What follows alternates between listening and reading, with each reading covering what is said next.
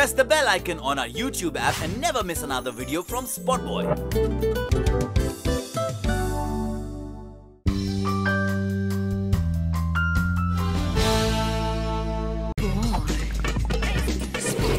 Hello, Brad.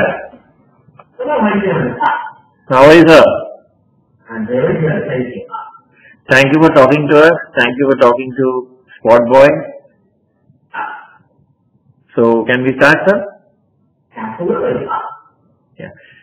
So, Mr. Brad, can you tell us, like, when did you first come to know that Yashraj is planning a film which is, based somewhat on you and the Tourette syndrome and everything? So, when did you first come to know about this? So I first learned about the movie a couple of years ago. I got a call from some people saying that they had no longer, and then I learned that they actually did something. And then no longer, and then learned that they were starting to write the script for us. So sometimes they buy or write the movies and it just sits on the shelf. But this one looked like it was moving pretty fast. So it was a couple of years ago, probably 4 or 5 years ago, that I first learned about it. So what was your first reaction? Were you okay with the fact that, it's going to go very close to you, or were you apprehensive? What was your first reaction? Well, at first I was surprised that this was happening, and then I was excited. I was very honored that someone thought so highly of my story to want to redo it in Bollywood. Bollywood's got a great reputation, and to have my movie redone in a different part of the world was very exciting for me, because I knew that I'd be able to share hopefully inspire more people in the process. And did you bother to check that who's being cast to play to get into your shoes, or were you just not? You were okay with whosoever will be cast? Yeah, I was checking up as much as I could and trying to get the scoop out as quickly as I could. I was very interested, and I was trying to keep up as much as possible the whole time. So, when I first was told that Rani was going to, playing me, because I was expecting it to be a guy, but they told me about her and her history, about her track record, and I looked her up to see what I realized very quickly that she was a very big name actor. And with Tourette, she had been very successful. And then they pointed me in the direction to try to watch a movie that she had done in the past. I was very encouraged. I thought that she brought a lot of passion to the role that she played. I thought she did a great job, and I thought, okay, let's do it together. And I thought she pulled it off perfectly. So how many movies of Rani Mukerji did you see? Did you see one? Did you see two? I saw one movie that they sent me. I think it was called Black, where she took on the role of a person who had other challenges. And then I tried Googling and looking up something else, and I thought of something that she did, action type movie. Yeah. And I thought she did great. Mm-hmm. And then when she interacted with you for the first time on Skype, could you elaborate on that reaction? Yeah, I was really excited that she wanted to get to know me. One of my biggest fears in having, Bollywood do a movie was that they wouldn't portray me or the Tourette the proper way. And I wanted to make sure that they didn't just take the stereotype of what a person with Tourette syndrome did, because real people live with this condition, and I wanted to make sure that it didn't fit the Hollywood version of it. And so she really wanted to learn about what was I doing and what is it like. and what do they feel like? And, you know, so what the chick was, if it was a vocal chick or like a ear chick, and then she would say, do it again, and then she would do it. She'd say something like this, and I'd say, not really like that. It was more like this, and I would give her some reasoning as to why I was doing what I was doing. I was trying to let her into my head of the psychic as to why it, and, you know, I try to tell her that it's like a feeling. I have to do it, and I don't know how to do it, but I have to do this a certain way. And you have to kind of keep doing it until it feels that way, and then you feel relief. The only problem, a few seconds or maybe a minute later, I have to do it again. And you keep going through this motion. So as I try to explain these things to her, she started to kind of, her mind actually feel what it was like to go tick. And she learned to perfect the tick that work with her style. And I think that she really pulled it off. And, you know, like I was saying yesterday, you know, when I saw the trailer, I was really impressed with the way that she did the ticks and portrayed me. Because, you know, like I said, I've been doing these ticks my whole life, and she's only been doing it for like a year, and I thought that she was better than me. So she did a great job with it. No, she indeed is a wonderful actress, but how often did you interact with her before she, you know, got into the role? Was it just once, or were there a lot of interactions on Skype? It was a couple times. We did it was more than once. We did it a couple times, and she would come back to ask me some questions, and we would interact. Because, you know, I think that she wanted to work her to make sure that she got it right. Because if you don't get it right off the stage, it comes across as not genuine. And so that wasn't what happened. She made sure she got it right, and it really, I think it really looks real in the movie because she portrayed it the right way, and it took a couple different Skype sessions with us to converse about really what it was like to do this right syndrome. Also, I mean, your story is going to be projected by one of the most prestigious production houses we have, you know, in Bollywood. And so, did you check up on that? Did you go through their movies? Did you go through their filmography, lineage, everything, and before you consented? Yeah. I first learned from Sid that after I was going to do the movie, you know, I definitely did look it up, and I didn't know if it was, because he said that every big time. But, you know, I didn't know what that really meant.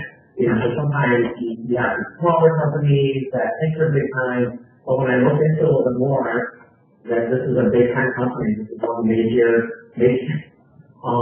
movie companies in the industry, and I was really honored that they were willing to take this, you know, project on. Subject. You know, a lot of times people do this a big time risk, and they were willing to take a risk. And I think they saw something special in my story that they thought that people in India could really connect with. Did you go through any of their movies? Did you happen to see them? So, I don't know specifically any movies. I did not see movies altogether, but I know there was one movie that they kept promoting. This was the big one, maybe right before mine came out. It came out around Christmas time. That kept seeing the trailer for, and it looked like a really good movie. I don't remember the name of it, but it looked like a really good movie and high quality. And so, you know, when I saw that, it just kind of reassured that, you know, my got in the hands of the right people. Were you not tempted to come down and meet Rani here and, you know, maybe of closer interaction, a more hands-on approach? Yeah, you know, I wanted that. I really did want the opportunity to meet her. The Yakraj extended me the invitation to come visit during this week when the movie was released.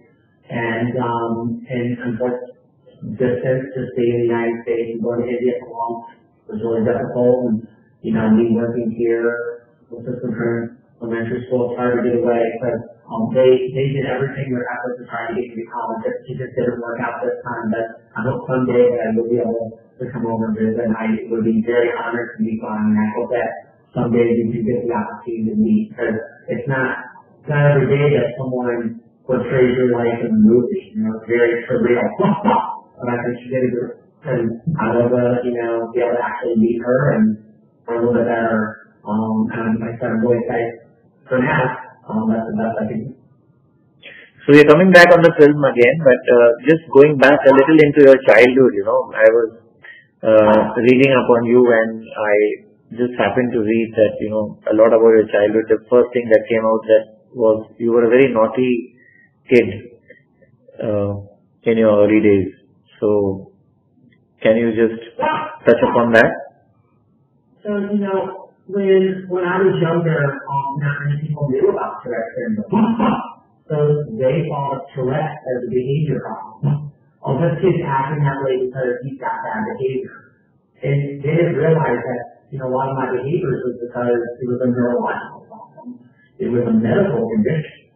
So yeah, I think that over the years we've got a better educating people of behavior problem, what's a neurological problem. But either way, if it was a neuro problem or a medical problem, the teacher saw me as shock.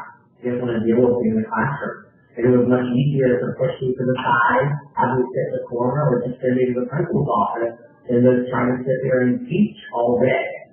And so I try to do my best to learn, like everyone else, if it was in my normal seat or if it was in the corner of the room. So you were punished unfairly at times in school? Yeah. And it was hard because, I understand for some teachers they didn't really understand what was going on. Did that depress you? Did that put you? Society has come a long way as far as how to treat people who are a little bit different. And I think ultimately it just comes from perspective.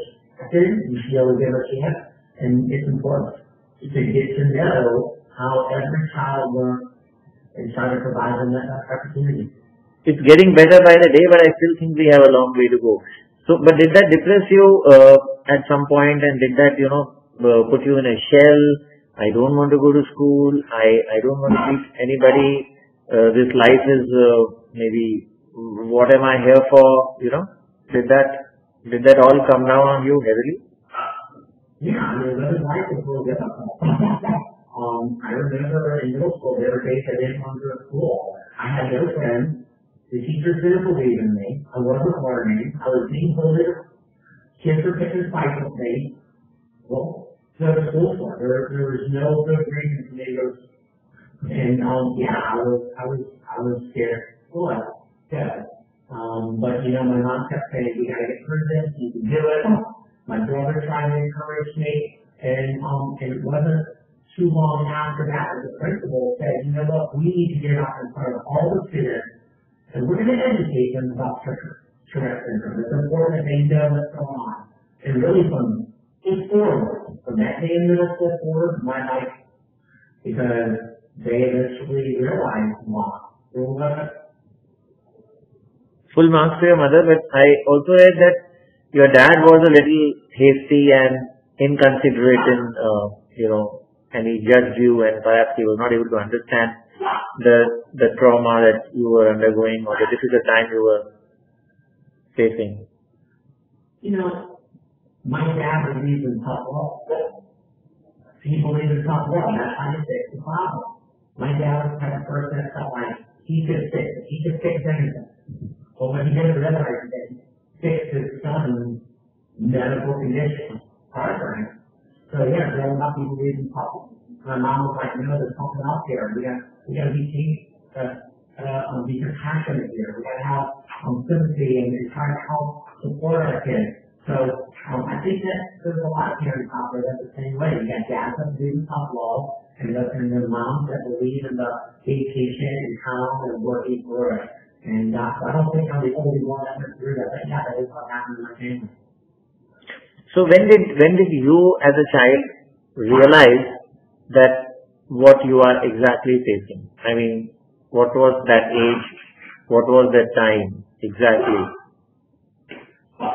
So I think that's a really good question. I think that I realized at a young age, I think it was soon after I got diagnosed around the age of 10, that it finally had a name. I was making these noises and funny faces.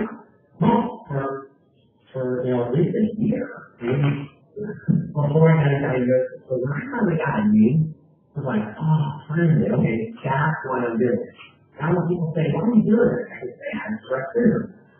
But I remember my mom taking me on Tourette syndrome support groups. And the support groups. We sat around in a circle, and everyone was going around sharing their story as to what they were feeling or what was going on in their life. And everyone was so negative. Everyone was so depressed. And everyone had excuses that they were making. And I remember walking out of that meeting saying, but that's not me. Like, I didn't want to walk around making excuses. Why? Well, so I think around that age of 7, I had to make a choice. Was I going to lift my Tourette at the best of me and allow Tourette to win? And I walked out of that meeting with allow to win. I was going to embrace this challenge. I was going to go out there and try to live my life every other person does, and I was going to try to be the best person I was going to be. So I think it was at an early age that I realized what was going on, and really that it was my fault. That I was the one to choose. Because I could have very easily chosen, I'm not going to accept it, I'm going to make excuses, I can't do this, I can't. Yeah, empathy, etc. Yeah, that wasn't me. But how did you turn it around? I mean, I believe Rani Mukerji also turns it around in this movie towards some point. But how did you turn it around to your advantage, or let's say, how did you triumph over this? And Well, when I look back, that journey. I think that me continuing to have a positive attitude in life has helped me keep perspective in life, and making sure that I am not giving up, and that for every little challenge that I'm presented with in life, once you overcome it, you can be more self-confident that not only can I do that, but I can do whatever I want. So I think it's a positive attitude, having perseverance and never giving up, and really following my passions in life. So, passion for enjoying sports, passion for going out there and working with children, things that have helped me come out of reality. I'm not going to sit around the room, be depressed, and make excuses about what I can't do, because that doesn't get you anywhere. What I'm going to do is I'm going to go out there, I'm going to take the initiative, I'm going to have a positive attitude, and I'm going to go out there and do the best that I can do. Anybody else in your life besides your mother who, stood by you like a pillar of strength? It's a good question. My brother was always, by my when up. As I grew up, like a principal, was a huge positive influence on mine. And let's take a tricky. I'm going to educate everyone. And he did it. When I eventually graduated college, I was looking for a job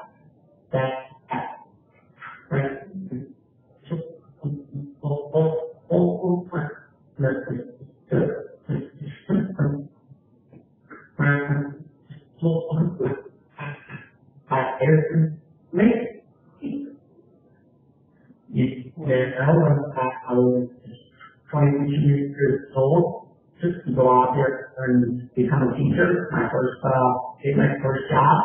I'm sorry to interrupt you here. And now I'm married. Been married all my life, 2 kids. They positive influences. So I think that along the way, people who are being I'm sorry to interrupt you here, sir, but we just lost you for a brief while. Could you repeat this? Yeah. So I think what I was saying is that there are a lot of people who helped me be where I am today. Definitely my mom and my brother were huge supporters of me. And I was saying how my dad eventually came around. Like, he wanted to be proud of his son. So he eventually came around too. But also, in middle school, we got up and we had one about Tourette syndrome. He took a chance. He took a risk. And that we were able to educate people.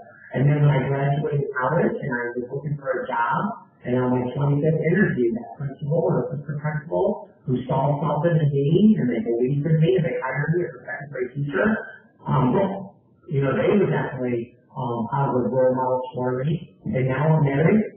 and been married for 12 years, and I have 2 boys, 5 and 7, and I think that they have positive role. I think in the journey of life, there are people who come along that really stick out. And I've had, a lot of people like that wanted to believe in me and help me to take that next step in my life where I need to go. I believe you had tough time in dating also. You never went beyond the first date. And then how did your wife finally, how did she come into your life? Yeah, so I was talking about yesterday that I learned about internet dating. About 12, 15 years ago, internet dating started to happen. It was just like a blind date. But this time you could see the profile of the girl that you were interested in, and you said, go for it.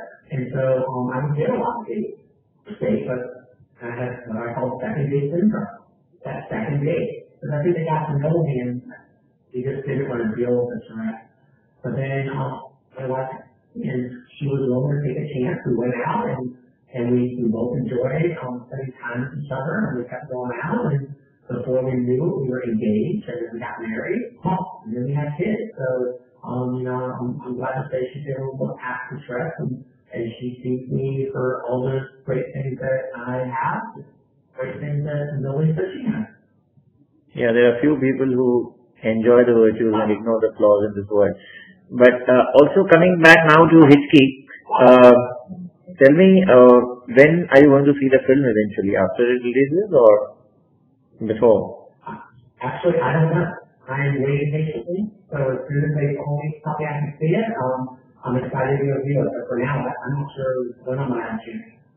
They're not showing here in the United States, so I'm waiting patiently. And any do's and don'ts you had listed down categorically? Okay, this part you're not going to show in my life? Say that again, do's and don'ts about what? About the movie, anything you had particularly stressed? Okay, this particular portion I don't want. No, not really. I'm really excited. I mean, based on the trailer, I feel like Rani portrayed me and my picks and what I'm all about. I think the vision of the movie goes along perfectly with my team.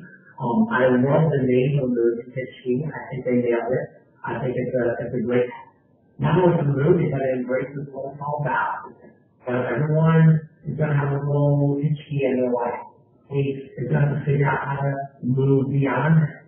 And people, can look at other people who may be a little different and disabilities or weakness or challenge in life. And if we treat that the same way we do a Hichki, and we can ignore their issues and look past it, and I think the world will be a better place. So I'm excited to see the movie. I don't have any reservations. So I'm really honored that they did a movie and hope to make this movie about my life. So thank you, Mr. Brad. It's been a pleasure talking to you.